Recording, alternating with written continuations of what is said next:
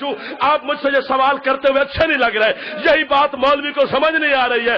جنت کا خالق اللہ ہے, مالک حسین ہے. حسین کی مرضی 1000 رکعت میں نہ دے, بطول کے بیٹے کی مرضی 1 آنسو میں دے دے. تو بیچ میں بولنے والا کون؟ ہائے ہائے ہائے ہائے ہائے ہائے ہائے. زندگی ہوگا تو یار, ہاتھ بلند کرو, پچھلے بھی بولو حیدری. سبحان اللہ سبحان اللہ. میں آپ کے کیا کہنے جی. سلام ہے قبلہ, نوکری ہے تھوڑی جی. تو اور میں بیچ میں بولنے والے کون ہیں؟ علامہ عباس تالقانی سے میں نے کہا قبلہ حسین کی کوئی اور بات سنائے. انہوں نے کہا ہمارے قوم کا ایک تاجر تھا, وہ زیارت کے لیے کربلا گیا. کربلا جا کر اس نے حسین کی زری کو دیکھا, عباس مولا کو سلام کیا, جاگیر کربلا کو دیکھا, وہیں کربلا میں بیٹھ کر اس نے گھر خط لکھا. جملے پہ بولنا ضرور ہے. خط میں اس نے لکھا کہ سامان مکان دکان بیچ کے کربلا آ سکتے ہو تو سارے آ جاؤ, ورنہ میں جیتے جی جنت سے واپس نہیں آیا.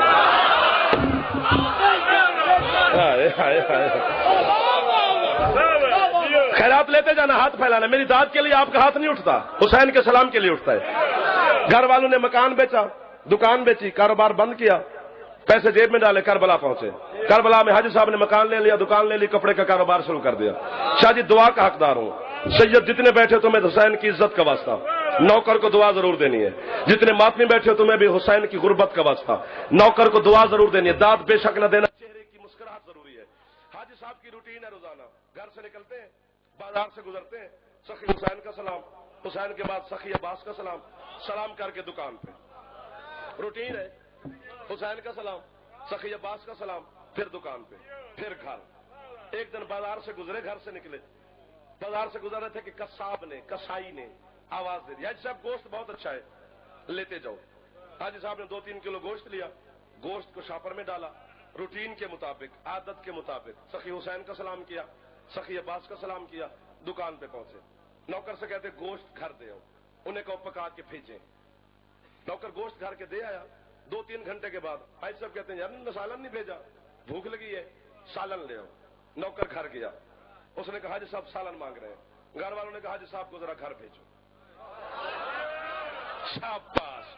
سیالکوٹ سے یہی امید تھی مجھے, بلکہ یقین تھا تم پہ کہ پاکستان اس جملے پہ نہ بھی بولے سیالکوٹ ضرور بولے گا, حاجی صاحب کو گھر بھیجو.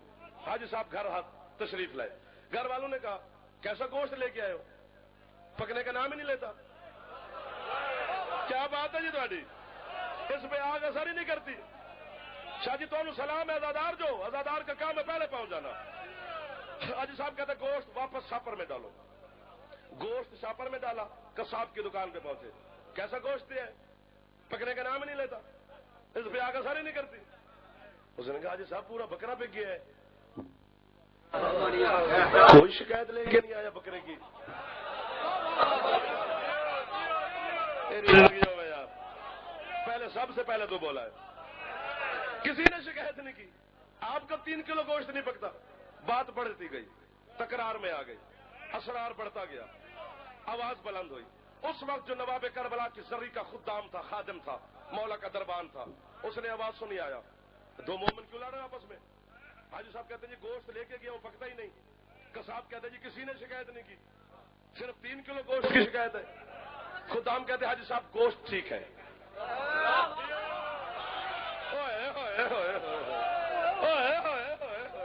لطف آ گیا مجھے تمہاری دھرتی پہ خطاب کرنے کا. 2 سال اگر میں نے بھی پڑھا تو ایک مجلس میں قرار ہو گیا ہے. حاجی صاحب گوشت ٹھیک ہے. کہا جی کیسے ٹھیک ہے. اس نے کہا صاحب مسئلہ یہ ہے کہ آپ نے دکان سے گوشت لیا, گوشت شاپر میں ڈالا ہے, شاپر آپ کے ہاتھ میں تھا, شاپر سمیت آپ حسین کے ذریعے پہ چلے گئے. جو بکری کا گوشت حسین کے حرم سے ہو کے آ جائے اس پہ آگ حرام ہو جاتی ہے. اس پہ آگ کیوں نہیں بولا وہ بندہ جو مجلس میں بیٹھا ہے, کیوں نہیں بولا وہ بندہ جو حسین کے ذکر میں نوکری کرنے آیا ہے. جو گوشت بکری کا گوشت حسین کے حرم میں ہو سے آ جائے اس پہ آگ اثر نہیں کرتی. یہی بات ہے جو بدتمیز مولوی کی عقل میں علامہ صاحب کی بجائے نہیں آ رہی ہے. اور بکری کا گوشت حسین کے حرم سے ہو کے آ جائے اس پہ آگ حرام ہو جاتی ہے. اور جس دل میں حسین ہے اس پہ جہنم کی آگ اثر کہاں سے؟ سبحان اللہ. چھوڑ دو. 40 منٹ ہو گئے پڑھتے ہوئے, کافی ہو گئے. ادھار رہا آپ کا.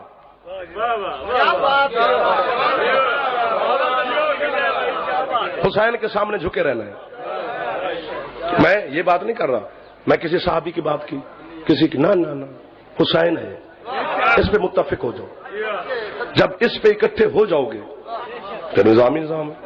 یہ تو بدماشیاں ہیں, چلاکیاں ہیں, ٹی وی پر بیٹھ کر کتابوں سے, قلم سے, کرتاز سے, تخت سے, حکومت سے, دولت سے, ذریعے سے, محدثوں سے, جھوٹے مورخوں سے حسین کو دبانے کی مولویوں نے, پاکستان بلکہ گورنمنٹوں نے, بلکہ بڑے بڑے بادشاہوں نے شروع سے اب تک کوشش کی ہے حسین کا ذکر ختم ہو جائے, حسین کا ذکر دب جائے. کبھی کسی طریقے سے پہنچایا, کبھی کسی طریقے سے حسین پیش کیا گیا. کبھی کہتے ہیں یہ 2 بادشاہوں کی جنگ تھی, ایک بادشاہ جیت گیا, ایک بادشاہ ہار گیا. حسین تخت کے لیے لڑ رہا تھا, حسین اسٹیٹ قائم کرنا چاہتا تھا. تیری بات اگر میں مان لوں تو پھر ناراض نہیں ہونا, بات کا جواب بات مان کے دے رہا ہوں. یزید بھی بادشاہ تھا, حسین بھی بادشاہ تھا, تیری مان گئے نا. یزید شام کا تھا, حسین مدینے کا تھا. وہ شام سے چلا کربلا کی طرف, یہ مدینے سے چلا کربلا کی طرف. دونوں کا سامان کیا ہے؟ یزید اپنے دادا کی لالچ لے کے چلا, حسین اپنے دادا کی سخاوت لے کے چلا. کیا بات ہے تھوڑے چپران دی, کیا بات ہے جو سر ہلا رہے ہیں زبان کے ہوتے ہوئے بھی. سلام ہے تھوڑے جوانوں نو, جوان نہ بولے دکھ ہوتا ہے نا جی. وہ اپنی دادی کی ضلالت لے کے چلا جی, اپنی دادی کی شرافت لے کے چلا. بندے تھوڑے بولیں گے لیکن بولیں گے ضرور, سارے بندے جملے پہ نہیں بولیں گے. یزید بڑوں کو لے کے چلا, حسین چھوٹوں کو لے کے چلا. کیا بات ہے تھوڑے سنن دی. مجھے لگ رہا ہے میں سیالکوٹ میں نہیں, لکھنؤ کی یونیورسٹی میں کھڑے ہو کر لیکچرار پروفیسروں سرداروں کو اپنی نوکری سنا رہا ہوں. یزید بڑوں کو لے کے چلا, حسین چھوٹوں کو لے کے چلا. جو کام یزید کے بڑوں کو بہت بڑے لگے, وہ حسین کے چھوٹوں کو بہت چھوٹے لگے. تھوڑے بولے ہو بندے, زیادہ بولنے چاہیے. اگلے جملے پر جو بندہ نہ بولا اسے میں کچھ نہیں کہوں گا. ایک بات میرے ذہن میں اس کے بارے میں رہے گی کہ اس لیے نہیں بولا. یزید اتنا بزدل تھا, یزید اتنا بھگوڑا تھا, یزید اتنا بزدل تھا, یزید اتنا ناکام اپنے آپ کو سمجھ رہا تھا. اس نے کوفہ کی فوجوں کو خط لکھے, اس نے ایران کے بادشاہ کو خط لکھا, اس نے افغانستان کے بادشاہ کو خط لکھا, اس نے یمن کے بادشاہ کو خط لکھا. میرے حسین کا مقابلہ ہے میرے ساتھ, حسین کا مقابلہ ہے میرے ساتھ. میری مدد کے لیے فوجیں بھیجو, میری مدد کے لیے کمک بھیجو, میری مدد کے لیے اسلحہ بھیجو, میری مدد کے لیے لشکر بھیجو. یہ خط لکھ کے لشکر بلاتا رہا. 9 لاکھ لشکر یزید بزدل نے اکٹھا کیا. اتنا بہادر ہے میرا حسین, سے چراغ بجھا کے کہتا رہا جس نے جانا ہے بسم اللہ. ہائے ہائے ہائے ہائے ہائے, السلام ہے تو سال کوٹا لے. ہائے ہائے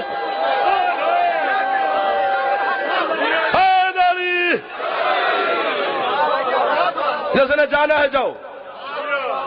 ایک مرتبہ چراغ بجھایا, اکبر پھر چراغ جلا, چراغ جلایا تو پورے. فضیلت کا جملہ ہے. فرماتے ہیں کوئی نہ گیا تو پھر بجھا, پھر جلایا پورے. تیسری مرتبہ بجھایا, پھر جلایا تو پورے. فرماتے جاتے نہیں ہو.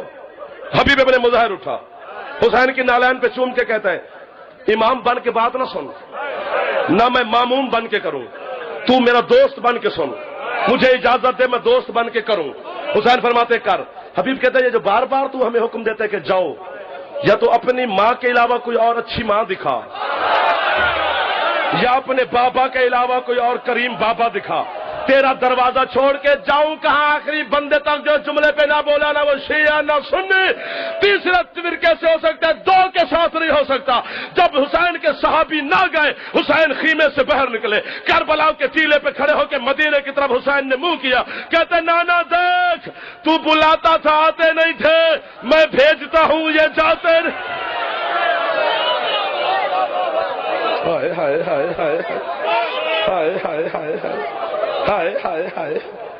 یہ حسین کا کرم ہے, یہ حسین کی کریمی ہے, یہ حسین کا کرم ہے.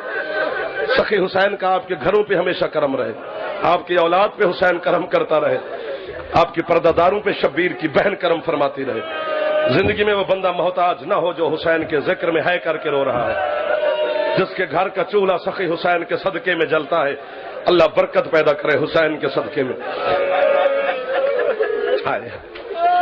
ہر شب جمعہ سارے نبی آتے ہیں حسین کا سلام کرنے، مصطفیٰ سے لے کر آدم تک 1.25 لاکھ نبی حسین کا شکریہ ادا کرتے. تیرے شکر گزار ہیں، تو نے ہماری لج رکھ لی.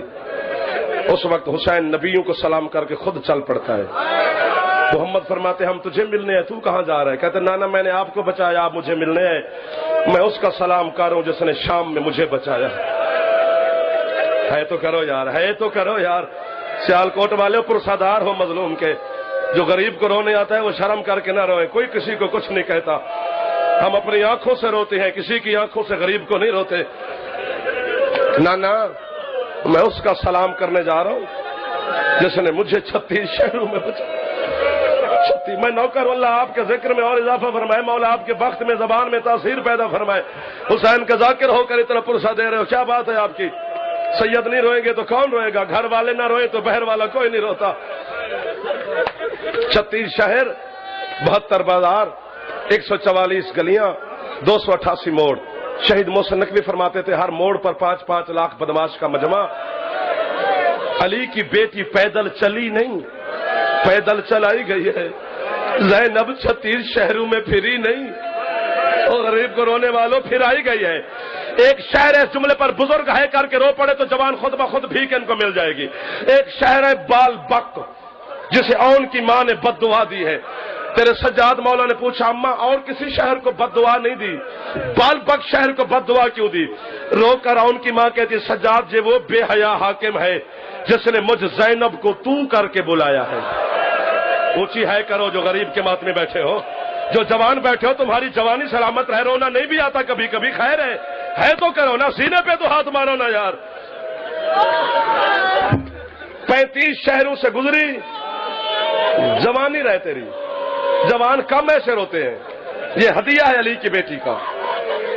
36ویں شہر شام پہنچی. کراچی سے لے کر اسلام آباد تک تمہارے نوکر نے تمہاری دعا سے یہ جملہ پڑھا ہے. مومنوں کو سمجھ نہیں آیا. اللہ کرے بی بی تمہیں خیرات دے پردے والی کے سمجھ جاؤ.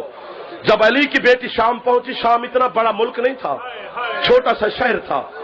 80,000 بندے کی آبادی تھی شام کی بس. جعفر الزمان نے جملہ لکھ کر مجھے تو خنجر مار دیا. میں نے آدھی رات کو ہے کر کے رویا ہوں جب کتاب میں پڑھا. وہ فرماتے 80,000 والے شہر میں جب بغیرتوں کو پتا چلا نا علی کی بیٹی آئی ہے، 9 لاکھ شرابی اکٹھا ہو گیا.